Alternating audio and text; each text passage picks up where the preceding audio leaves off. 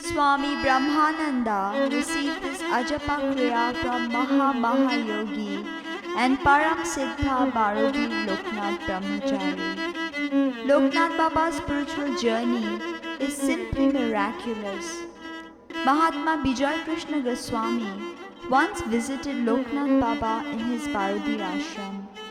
He was startled to see Baba's divine physical form, and he witnessed the presence of the Trimurti, or Brahma, Vishnu, Maheshwara, manifested in Baba's body. Now we have already discussed Bijay Krishna Goswami's immense spiritual powers, his attainment of samadhi for long periods, and survival without any food or water. It is this same yogi who was saved by Baba Loknath during a raging forest fire. He kept calling Baba Loknath fervently and was answered, as this is a vow taken by Baba Loknath to come to the rescue of suffering humanity.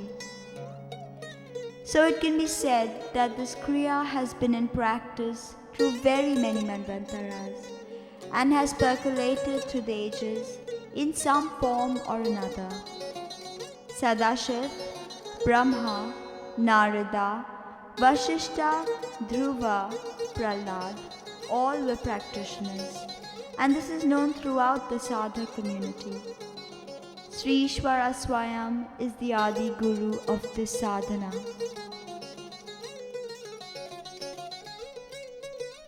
The fetus is ready to journey into the world after about 9 months of confinement in the womb of her mother.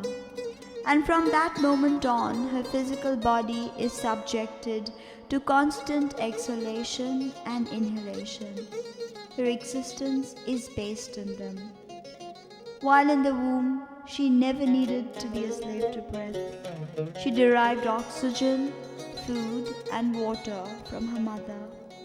But once inside, she is in Kala Rajya, with constant attacks from the Mayavic fractal hologram we call reality. Science is exploring the concept that this three-dimensional world we live in is projected from the furthermost reaches of the cosmos. Birth is the first breath the baby takes, and death is her last. The intermediate time is her life. It automatically follows that the life of an individual is dominated by exhalation and inhalation. And throughout eternities, she channels and directs this breath through the Ida and the Pingala, which are subtle channels for the flow of consciousness or nadis. To be more specific, it is avidya which keeps these processes running, without which the kriya of breathing would cease to exist. Breathing is the playground of Kal, and what we call life is nothing but the self-expression of what is known as death. Yogis say that there are a few obstacles in the path of sadhana and self-realization in the yoga marga which deviates the mind. These are sickness, the inability of the lower self to perform spiritual karma, doubt and disbelief, lack of knowledge of samadhi sadhana, laziness of the mind and body, rampant materialism, mithya gyan or incorrect knowledge which shields the truth, not being able to achieve the asana on which one takes samadhi, and even when the asana is obtained by Guru Kripa, the inaptitude to establish oneself on it through spiritual powers. In addition to these, intense grief, lack of wish fulfillment resulting in abject regret, shaking the limbs or the entire body, and breathing all hinder the yogic journey. From this description, it may be understood that exhalation and inhalation are not the disease, but mere symptoms of it.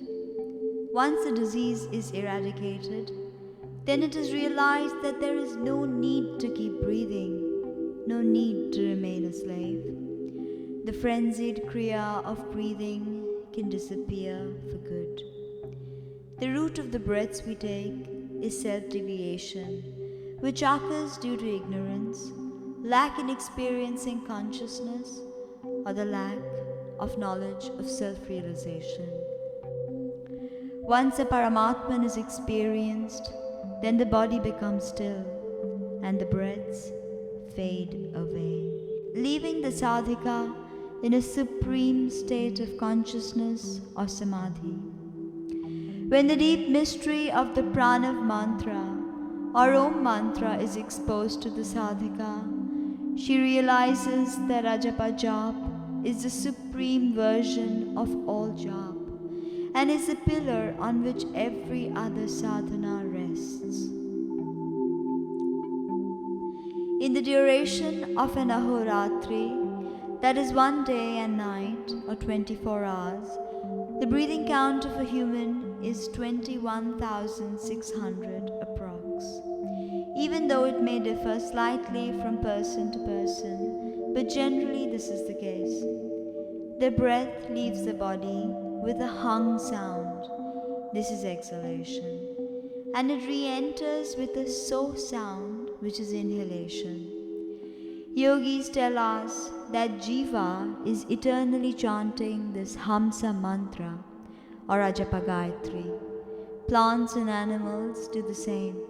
So it is needless to say that man is no different.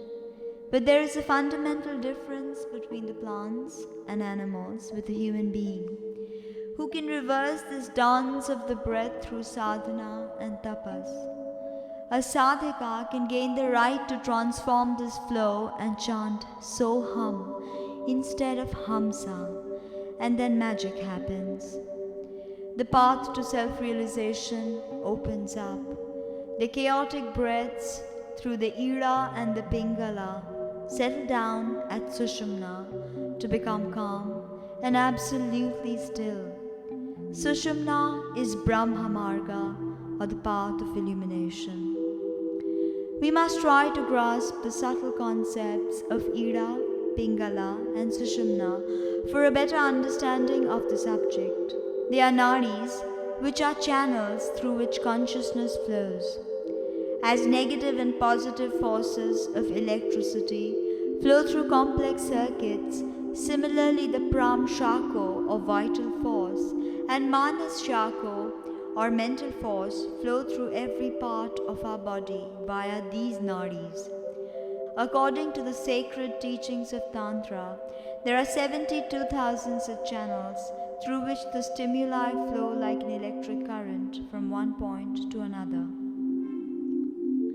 Nadis carry prana, which is the active principle which circulates inside Pingala, while apana, which is the passive principle, circulates inside Ira.